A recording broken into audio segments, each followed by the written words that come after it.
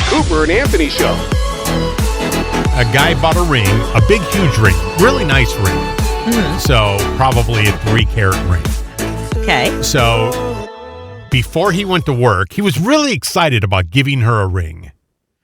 He left her a note. This was during Mother's Day. I guess they have a child also. Mm-hmm. So the note said, "Happy Mother's Day. Me and Monk love you so much. Thank you for being a good mother to her. I was going to wait until I got home, but I wanted to give you this as soon as you woke up to make sure you're happy. I hope it's the right size. P.S. I love you. You want to get married at some point." And he left her the ring. What? Yeah. So he wasn't even there. He left her a note and a box and a 3-carat ring. Yeah, you want to be there to see the expression on her face, and if she's going to say yes, what's she supposed to do? Leave him a note back? Yes, and then go to her mom's? Like, no, you want to be there.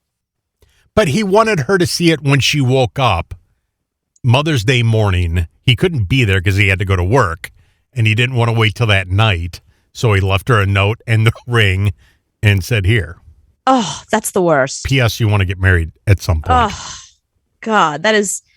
I mean, I know that he spent a lot of money on the ring and he thinks that's all that matters, but it's the experience. You know, if you think about it, as a woman, you wait your whole life. If you're somebody who's dying to get married, who's really into the romance, and you think about what that moment's going to be like when the man you love finally proposes. Will he be on one knee traditionally? Will he ask your dad? Will he, I don't know, skywriting? Will it be in bed, romantic while you're cuddling? Like, what will be that moment?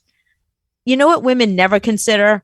Leaving me a note and a box while he's at work so I can wake up and propose to myself, basically. So I can't send you a text and say, "Look in the top drawer." No, that's not like, good either. New phone, who dis? Oh, so you don't like that one. So you probably would say no to that. Even that's though terrible. Okay. Here's the next one. We'll see which one is worse. Okay. These guys have been dating a few years. Mm-hmm. They kind of talk about getting married, but he's like, "At some point, I'm going to get you a ring. Just wait. I'll wait for the right time, then I'll ask you to marry you." Okay. Me. Got it. So he's hanging out with his buddies one night, and they're getting plastered. And they're walking into like Target and things like that. And he looks down and sees the gumball machine, and there is plastic rings in the gumball machine. Oh, God, I see where this is going. Uh-huh. So he put the quarter in. He got the plastic ring, and him and his friends are just laughing their heads off because this is the greatest thing ever. He's going to go home drunk and put this on her hand and say, "Marry me," with a plastic ring. Yeah, that's what a woman wants. Her boyfriend proposing to her when he's drunk. She was mad when he asked her. She should be. She threw a pillow at him and went into the bathroom crying. He said, "I was still tipsy, but I couldn't stop laughing."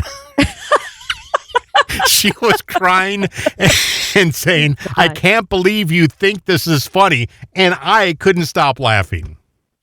Well, that should tell you everything right there. He thought it was hilarious. You don't want your proposal to be hilarious by accident. If you're a couple that like has a lot of fun together and you laugh together and you want it to be intentionally hilarious, that's different. But you coming home drunk after being with your friends all night long and a ring you bought for 25 cents and a gumball machine. Here's the thing. If you take me away, if we're away for a weekend and it's really romantic somewhere and you're really feeling it and you don't have the ring and there's a gumball machine, that's funny. It's kitsch. It's romantic. You know, here's a placeholder ring. That's adorable and romantic. You being out drunk with your friends and buying that ring with your friends and laughing and running home and being like, "You want to get married?" No, no. The answer is no. I don't want to marry you. No, this is what guys don't understand is, now remember, I'm a woman who does not want to get married. Okay. But there are women that really want to be married and they want that moment, that proposal moment, to have a good story, whether it's romantic, whether it's funny, whether it's like kooky. None of that is kooky. All that stuff sounds rude. He's drunk and he proposes. No, fuck you. The other guy who leaves her a note and a ring, he can't even be there for the proposal. Nah, Which one is worse? I think having a kid with her and leaving a ring and a note is worse. And here's why. You know her well enough at this point. You know what she likes and doesn't like. You know what would be romantic and wonderful. Not being there for that moment and having her be there by herself, that's just cruel. At least the drunk guy, while he was drunk with his friends, he wasn't thinking, who can I bang? He was thinking, I love her so much. Right. And I can't wait to get home and propose, and I don't have a ring. It was impulsive. He was drunk, but at least he's thinking about you. Do you know what I mean? Good point. The other one feels very thoughtless. He doesn't know her. To think that was going to be a good proposal, he doesn't know her. I just think she was throwing things at him in the bathroom, crying, and all he could do is laugh. I think that's just... Well, he was drunk, so everything's funny when you're drunk. You know that. Yeah. No, the whole time he's got the ring, he's just laughing his ass off. He's like, this is going to be the greatest day ever. I'm going to give her a ring, and it's plastic. I once broke up with a boyfriend for proposing to me at the wrong time in the wrong moment, because I realized, wow, we are really not on the same page at all. Like, I need to break up with this guy. If he thinks that I was looking for a proposal, that it was heading that way, and B, this is the way to propose, then I really don't want to be with him. So I was a bartender, back in the day, before I started in radio, I was bartending.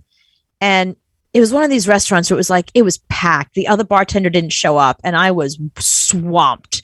I was sweaty. They made you wear like a cute little outfit and like nice shoes. So my feet were hurting. I was just covered in margarita mix. It was just, plus they served food. So it was greasy.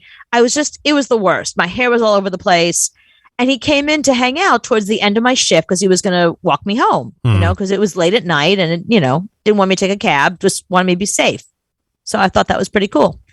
And he's hanging out at the bar and he knows when I'm working, I can't talk to him.